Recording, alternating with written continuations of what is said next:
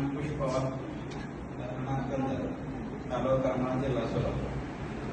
BSc झाल्यानंतर समाधानच्या मार्गदर्शनाखाली पुण्याला गेल्यानंतर समाधान करत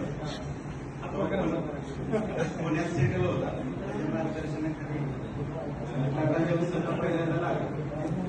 अशी परिस्थिती होती, घरचे मला पाठवत नव्हतं. मग आम्ही समाधानला फोन केला आणि गपचूप निघून गेलो.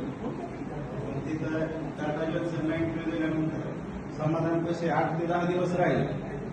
समाधान म्हणणार अरे मी ऍडजस्ट करतो काहीतरी. तिथं ऍडजस्ट तिथं टाटा जॉन्सनला जॉब लागला होता. त्यावेळेस फक्त 3,000 रुपये मिळाले मला एका महिन्यामध्ये. ते माझी जिद्द होती की आपलं MPSC करायचं. MPSC केल्यानंतर पुढे MSc केले नाही, कारण मला त्यावेळेस मार्क पण कमी होते आणि करायचं पण नव्हतं. कारण MSc केल्यानंतर कुठेतरी जॉबला घरचे पाठवणार मला माहीत होतं पाहिजे, म्हणून मी MSc केलेलं आहे. आणि त्यानंतर मग ते 3,000 पगार इथले घेतले आणि त्याने केलं ऍडमिशन घेतलं.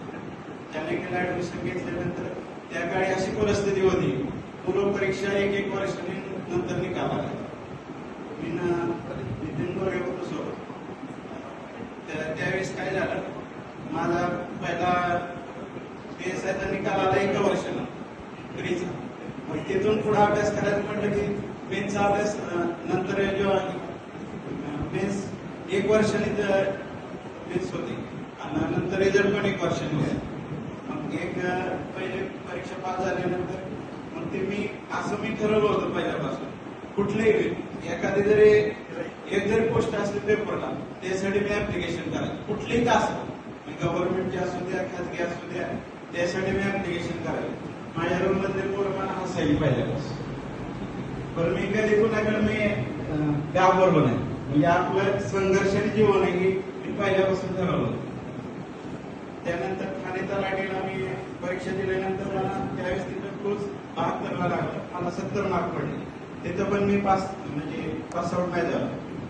ती परीक्षा देते सेक्युरिटी इन्स्पेक्टर म्हणून महामंडळात पण वेटिंगलाच पडलो. कारण ओपन म्हणून जास्त मार्क लागत होते. 1 वर्ष वेटिंगला पडलो. परत कॅनन इन्स्पेक्टरची एक्झाम दिल्यानंतर त्यावेळेस एंट्री नव्हती. एंट्रीत काय पण करता आला असं, डायरेक्ट एक्झामवर सिलेक्शन होतं. त्यावेळेस ते झालं. तिकडं पण मी वेटिंगला पडलो. मग मी परत काय झालं, मग घरी आलो. घरचे म्हटले आता बस झालं, तुझं आता वय झाले. पण म्हटलं काय करायचं,